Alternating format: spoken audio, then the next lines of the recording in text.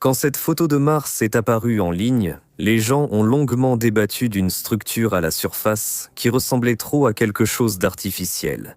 La NASA a qualifié cela de jeu de lumière, mais plus on regarde cette photo, plus il est difficile de se débarrasser de cette étrange impression.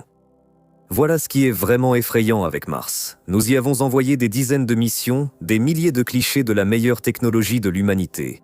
Mais à chaque nouvelle découverte, les questions ne font que se multiplier. Certaines photos de Mars restent encore difficiles à expliquer. Par exemple, cette photo que vous voyez actuellement à l'écran. Nous avons tant de fois parlé de Mars, de ce qui se cache à sa surface et à l'intérieur. Pourtant, la planète rouge continue de nous surprendre. Voici par exemple cet ensemble de cratères et de lacs ressemble beaucoup à un ange. Cela paraît à la fois magnifique et effrayant. D'immenses ailes s'étendent sur des centaines de kilomètres et l'auréole pourrait contenir une grande ville. Comment ce dessin étrange est-il apparu? Est-ce une simple coïncidence? Et qu'y a-t-il d'autre d'inhabituel et d'effrayant sur la planète rouge? Hubble. Vous vous souvenez sûrement de l'histoire où l'on a trouvé sur Mars quelque chose ressemblant à des couverts. Et maintenant, une hypothèse a émergé grâce au rover Curiosity sur ce qui pourrait être à l'origine de cela. En effet, sur l'une des photos, on a remarqué une porte dans la roche. Certes, elle ne mesurait qu'environ 30 cm de haut, mais cela nous pousse à envisager l'hypothèse de l'existence de toutes sortes de créatures naines. Cependant, les fantasmes des gens ordinaires se sont brisés contre la dure réalité. Les scientifiques ont déclaré à plusieurs reprises qu'une telle porte n'est en réalité qu'une fissure caractéristique dont il y en a beaucoup sur les rochers de Mars. Toutes sortes de phénomènes mystiques ont commencé à être remarqués sur Mars un peu avant l'année 1976. C'est à ce moment-là que des photos de la région appelée Cydonia, située dans l'hémisphère nord de Mars, ont été prises. Tout irait bien, mais beaucoup de gens ont distingué parmi les tas de pierres un immense visage humain. Les gens ont cru que c'était vraiment le cas. Et cette croyance a persisté assez longtemps, jusqu'à la fin des années 80, lorsque nous avons reçu des photos de cette région, mais sous un autre angle. Et cela, ne ressemblait pas du tout à un visage humain. La photo de 1976 ne montrait qu'un simple jeu de lumière. Voici le deuxième cas où ce qui semblait anormal sur Mars était simplement le fruit de l'imagination humaine. Pourquoi avons-nous ce désir irrésistible d'expliquer des phénomènes tout à fait ordinaires par quelque chose d'extraordinaire, d'inhabituel? Pourquoi certains voient-ils l'image de la Vierge Marie dans des traces de pluie sur un mur? Disons-le ainsi, l'être humain possède une capacité vraiment étonnante à reconnaître rapidement des formes et des images familières.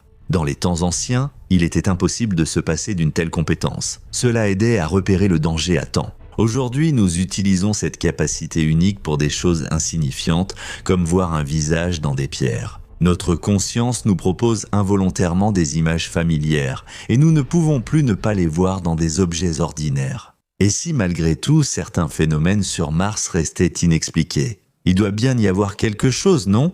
Oh, en réalité, même à notre époque, il y a eu plein de théories folles qui sont apparues. Par exemple, saviez-vous qu'il y a toute une forêt sur Mars et qu'elle peut devenir plus dense ou, au contraire, s'éclaircir? Du moins, c'est ce que pensait en 2000 l'auteur de l'Odyssée de l'espace, Arthur Clarke. Il en est arrivé à cette conclusion en examinant de nouvelles images de la planète rouge. L'écrivain pensait que cette forêt était une source de nourriture pour les Martiens. Exactement. Plus tard, les scientifiques ont avancé l'hypothèse que cette forêt n'était pas une forêt, mais des formes intéressantes de glace sèche qui, à son tour, est composée de dioxyde de carbone. Parfois, ces accumulations deviennent plus denses, car la glace sèche fond périodiquement, puis regèle. Et même 10 ans plus tard, les théories folles ne se sont pas arrêtées là. À ce moment-là, un blogueur nommé David Martinez a découvert sur Mars toute une biostation alpha. En bref, une colonie d'êtres inconnus. David Martinez pense que nous voyons le sommet d'une immense structure souterraine qui pourrait servir de bunker. Et là, les scientifiques ont proposé une version différente. Selon eux, le soi-disant bunker n'est qu'un simple jeu de lumière capturé par les caméras. Certaines personnes pensent qu'il est pour le moins étrange d'avoir autant d'explications banales pour des choses aussi inhabituelles. Et si les scientifiques s'étaient de tromper dans tous ces cas? Après tout, cela s'est déjà produit dans l'histoire. Depuis le 19e siècle, les scientifiques n'ont pas seulement envisagé la possibilité qu'il y ait eu de l'eau sur Mars. Il s'est avéré plus tard que les rivières et lacs étaient en fait des chaînes de montagnes ou des traces de météorites. On aurait pu croire cette hypothèse définitivement abandonnée. La communauté scientifique a même commencé à appeler cela la plus grande honte. Cependant, comme vous le savez déjà, il y a eu un tournant inattendu dans toute cette histoire. Ainsi, nous avons obtenu une image de ce cratère et de sa traînée. Le cratère provient très probablement de l'impact d'une météorite, mais la traînée est bien plus intéressante. Sa structure indiquait que de l'eau y avait autrefois coulé. Autrement dit, il y a bien eu de l'eau sur Mars, et les astronomes du 19e siècle avaient raison. Et cette découverte inattendue a rapidement permis de trouver d'autres zones où de l'eau aurait pu exister. D'autres détails encore plus intéressants ont aussi été découverts rapidement. Le rover Opportunity a découvert en 2004 d'étranges objets de la taille de petites billes. Cela, encore une fois, a suscité une vague de discussions animées. Plus tard, il s'est avéré que ces objets étaient de composés d'hématite, un minéral de fer, et une telle forme n'a pu se former qu'au contact de l'eau, et cela ne signifie qu'une seule chose. Dans cette région, l'eau était présente tout récemment. Cela signifiait qu'il était possible de trouver des traces de bactéries spécifiques dans le sol martien. L'exploration de Mars a connu de nombreux événements. Il est même arrivé que des scientifiques découvrent un objet étrange, manifestement d'origine différente, qui s'est finalement révélé être un fragment perdu du rover martien. Et nous en sommes sûrs, ce n'est pas la fin. Mars va encore nous offrir beaucoup d'énigmes intéressantes. Il n'y a qu'une seule chose qui reste un mystère pour nous. Leur explication sera-t-elle rationnelle ? Et vous, qu'en pensez-vous ? Curiosity et Perseverance sont devenus deux des rovers martiens les plus célèbres de l'histoire, et leurs missions se poursuivent encore aujourd'hui. Actuellement, ils sont éloignés de notre planète de 235 millions de kilomètres. Les rovers travaillent sans relâche pour que l'humanité obtienne plus d'informations sur la planète rouge. Désormais, nous sommes de moins en moins confrontés au problème de la transmission trop lente des données vers la Terre et les appareils d'exploration sont capables de nous montrer presque en temps réel ce qui se passe sur Mars. Nous avons beaucoup parlé de ce qui a été découvert d'intéressant sur la planète dans le passé.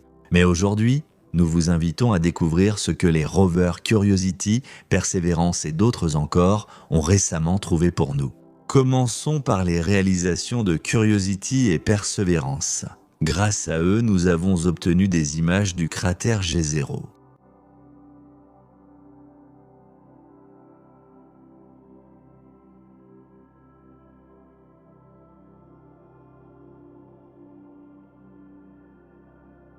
Ici, nous pouvons voir des traces de roches sédimentaires sur les pentes. Il est aussi intéressant de regarder le cratère Belva.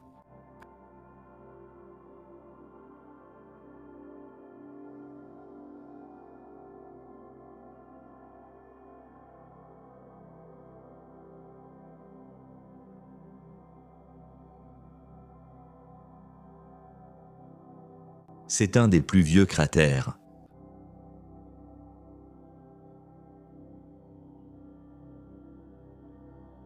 Sur certaines images, nous pouvons voir des zones où il y a probablement eu autrefois des cours d'eau.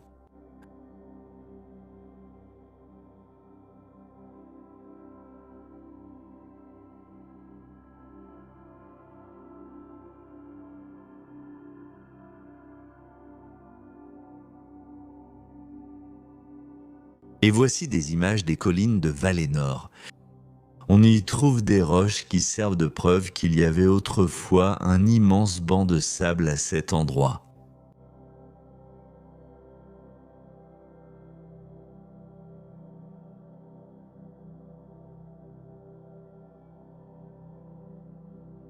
La station interplanétaire automatique de l'Agence spatiale européenne, appelée Mars Express, nous a fourni une image assez curieuse.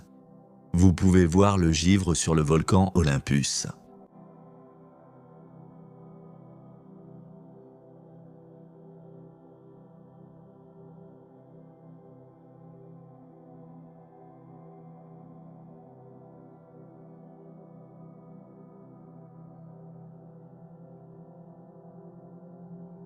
Il n'est pas là en permanence, il apparaît pendant une courte période avant le lever du soleil. Il convient de noter que le givre contient plus de 110 millions de litres d'eau. Sa circulation avec l'atmosphère de la planète se produit régulièrement. Regardez ces taches de glace de près. Comme c'est magnifique tout de même.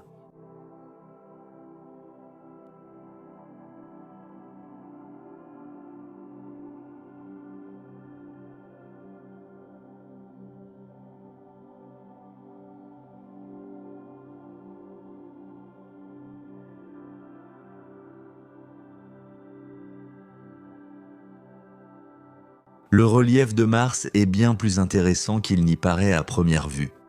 Voici par exemple des fissures qui rappellent vaguement des alvéoles.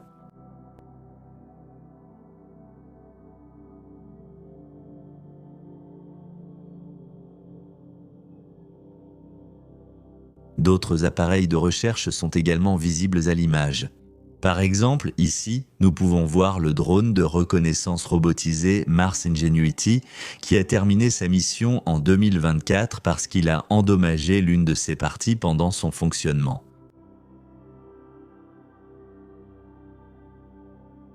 Le monde de la planète rouge est un monde rempli de nombreux mystères où il reste encore des objets capables de nous surprendre. Et il est tout à fait possible que, si un jour nous colonisons Mars, cela devienne pour nous une vue familière depuis la fenêtre d'une station de recherche. Et vous, qu'en pensez-vous? Est-ce possible?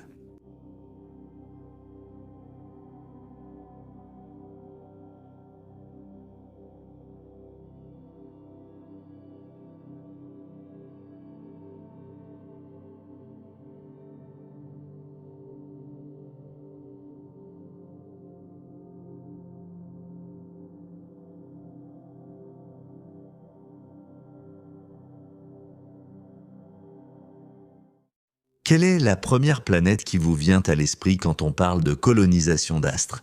Quel visage vous revient immédiatement en mémoire? Évidemment, c'est la poussiéreuse Mars et le légendaire Musk. Nous en savons probablement plus sur la planète rouge que sur n'importe quelle autre de nos voisines. Cependant, nous sommes encore loin de tout savoir.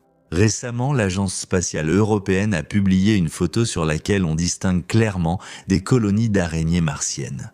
On pourrait croire que voilà la réponse à la question: y a-t-il de la vie sur Mars? Mais ce n'est pas tout. Des recherches récentes montrent qu'il y a de l'eau sur la planète rouge, mais pas du tout là où nous le pensions. Alors, qu'est-ce que la mystérieuse Mars nous cache encore? La planète, nommée d'après le dieu de la guerre, 4e en distance par rapport à notre étoile mère, fait partie des planètes telluriques. Cela signifie que Mars est composé de roches solides et que sa structure interne ressemble à celle de la Terre. Au centre se trouve un noyau. Il y a aussi un manteau et une croûte. Une question se pose: pourquoi ne sommes-nous toujours pas sur Mars si elle ressemble autant à la Terre? Malheureusement, la ressemblance s'arrête pratiquement là. Si l'on regarde objectivement, Mars n'est pas un environnement très confortable pour l'homme, même avec une combinaison spatiale moderne. La pression à sa surface est 160 fois inférieure à celle de la Terre en raison de son atmosphère très raréfiée. La température moyenne est de moins 63 degrés Celsius et il y a aussi des tempêtes de poussière qui font rage presque en permanence. Certaines tempêtes peuvent couvrir le ciel d'un voile impénétrable pendant 6 mois ou plus. Quoi qu'il en soit, la proximité de Mars avec la Terre pousse depuis plusieurs années les scientifiques et les futurologues à réfléchir à la terraformation et à la colonisation de la planète. Encore une fois, l'image du bon vieux Elon apparaît dans mon esprit. La terraformation est un processus long, qui peut durer des siècles, voire des millénaires. Il faudra en effet modifier radicalement plusieurs caractéristiques physiques de Mars. Il faudra augmenter la pression atmosphérique et les températures, créer quelque chose de semblable à une couche d'ozone pour se protéger des rayons ultraviolets intenses. Il faudra aussi créer un champ magnétique et une biosphère pour la planète. Des détails, n'est-ce pas ? Mais avant que les pommiers ne commencent à fleurir sur Mars, on peut au moins essayer de le coloniser. La première préoccupation des astrobiologistes, c'est la présence d'eau liquide. De quel type s'agit-il? L'hydrosphère de Mars. Que révèlent les dernières recherches scientifiques? On ne peut pas vraiment qualifier les réserves d'eau martienne d'hydrosphère, car l'eau, à cause du froid, est depuis longtemps devenue une glace plus dure que la pierre. C'est pourquoi les astrophysiciens appellent cela la cryolithozone. D'après les observations qui ont commencé au 19e siècle, il est évident qu'il y a de l'eau sur Mars, mais en très petite quantité. La majeure partie se trouve concentrée dans les calottes polaires. Beaucoup établissent des analogies avec l'Antarctique, affirmant que de tels endroits extrêmes se sont formés selon un principe similaire. Mais en août 2024, une nouvelle sensationnelle a fait le tour du monde scientifique. Pour la première fois, des scientifiques ont découvert de l'eau à l'état liquide sur Mars. Cependant, il n'est pas facile d'y accéder. C'est vraiment une avancée, car auparavant, Toutes les recherches étaient concentrées soit sur les calottes polaires, soit sur les traces de vapeur dans l'atmosphère martienne. Comment cette découverte sensationnelle a-t-elle été faite ? Depuis 2018, la sonde Mars InSight Lander opérait sur Mars. Pendant 4 ans, il est resté comme en hibernation, écoutant attentivement les sons de la planète et enregistrant les secousses de la croûte.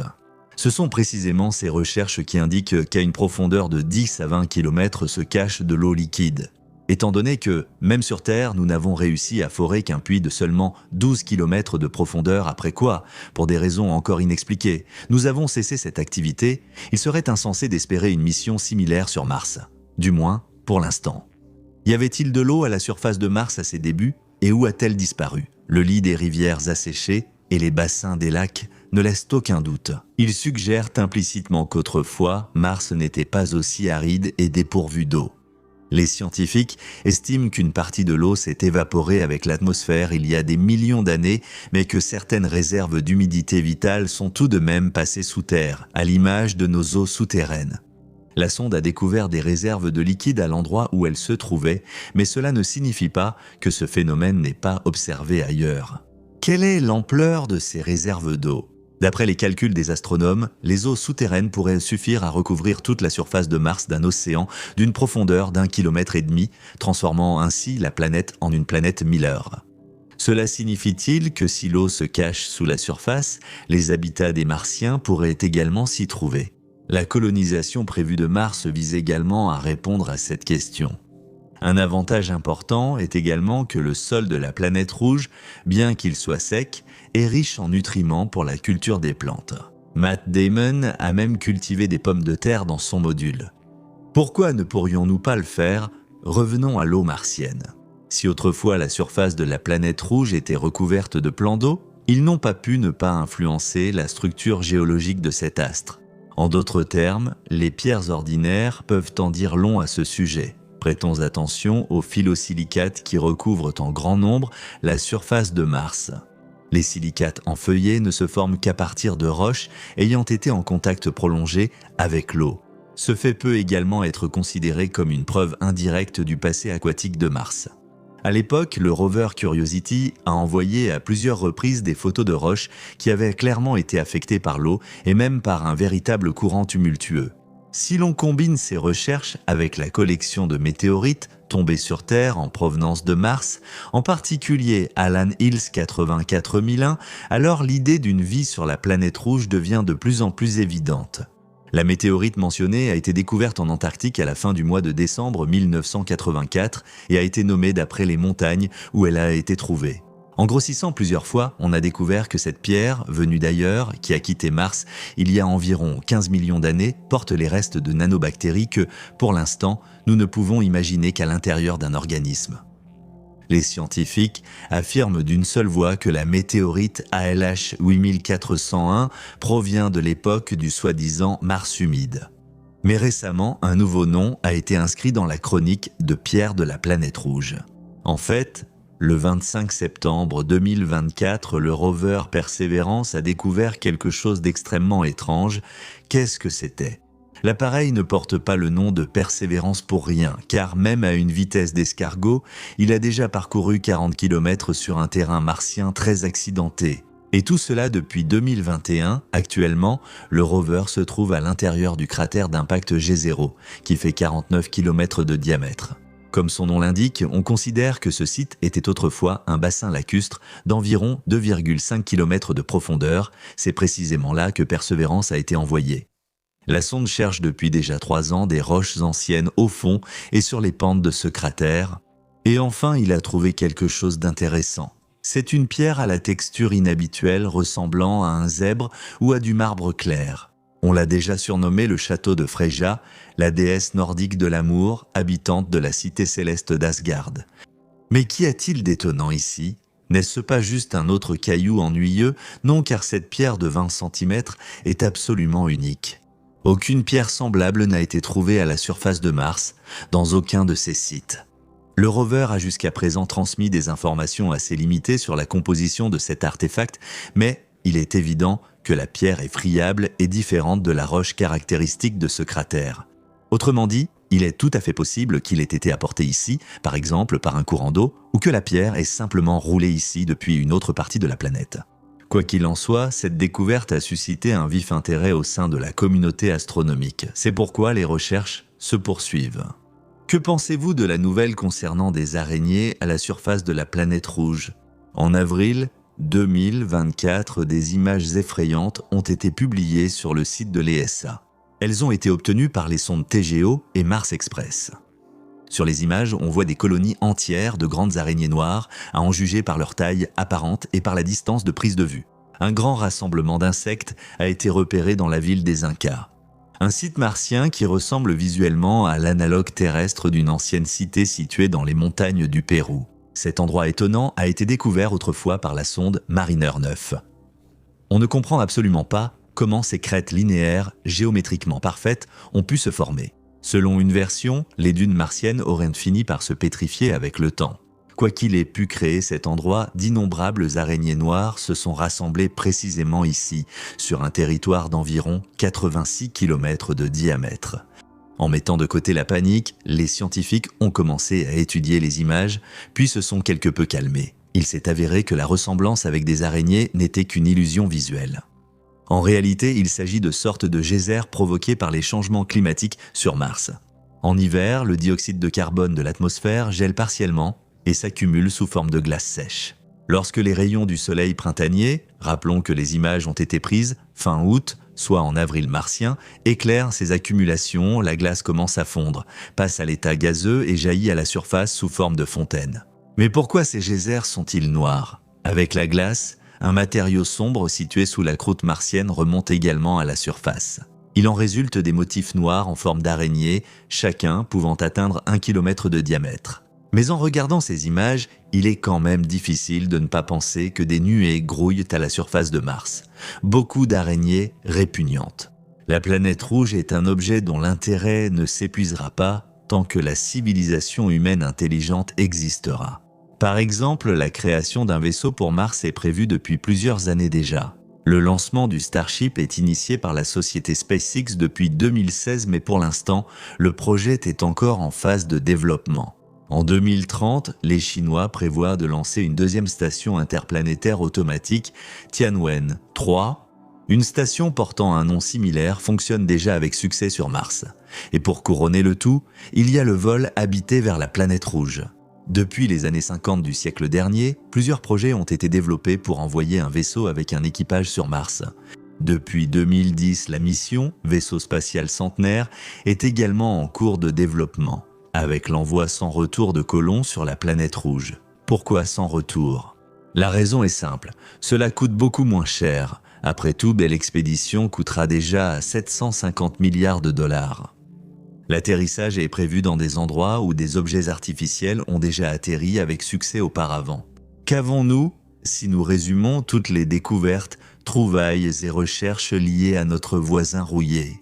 Mars est souvent appelé de façon figurée la planète de la vie passée, suggérant clairement que des rivières coulaient à sa surface il y a des millions d'années, que des mers bouillonnaient, que la végétation prospérait et que, peut-être, des représentants d'une civilisation intelligente y vivaient.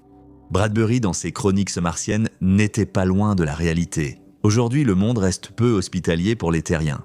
Des tempêtes de poussière à l'échelle planétaire avec des vents atteignant 100 mètres par seconde, l'absence d'eau à la surface, une atmosphère raréfiée, une pression extrêmement basse et un sol finement dispersé. En peu de temps, tout cela mettra hors service n'importe quel équipement des modules terrestres s'ils sont un jour installés sur Mars. Mais malgré tout, c'est l'une des options les plus prometteuses dans notre environnement. Ce n'est quand même pas vers Jupiter que nous allons aller. La chaîne Hubble prend les paris sur quelle sera la prochaine découverte qui nous attend sur Mars et si une mission habitée partira bientôt vers la planète rouge. Allez dans les commentaires.